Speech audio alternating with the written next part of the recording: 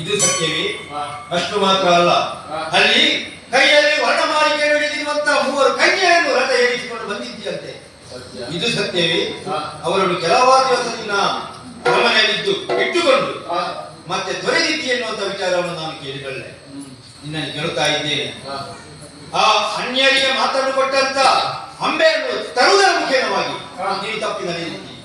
ನೀನು ತಂದ ನಿಮಿತ್ತದಿಂದಾಗಿ ಸಾರ್ವ ಅವರನ್ನು ತೊರೆದಿದ್ದಾನೆ. ಅವನನ್ನು ತೊರೆದ ಮಾತ್ರಕ್ಕೆ ಅವಳ ಮುಂದಿನ ಗತಿ ಏನು? ಇದಕ್ಕೆಲ್ಲ ನೀನು ಉತ್ತರವನ್ನು ಕೊಡಬೇಕಾಗಿದೆ. ಅಖಂಡ ಬ್ರಹ್ಮಚಾರಿಯಾದಂತಹ ನೀನು ಶಿವನ ಮಂಟಪಕ್ಕೆ ಹೋಗುವಂತ ಅನಿವಾರ್ಯತೆ ಏನಿತ್ತು? ಇಂತಹ ಒಂದು ಕ್ಲಿಷ್ಟಕರವಾದಂತಹ ವಿಚಾರವನ್ನು ಯಾಕೆ ತಂದುಕೊಟ್ಟಿದ್ದೀವಿ?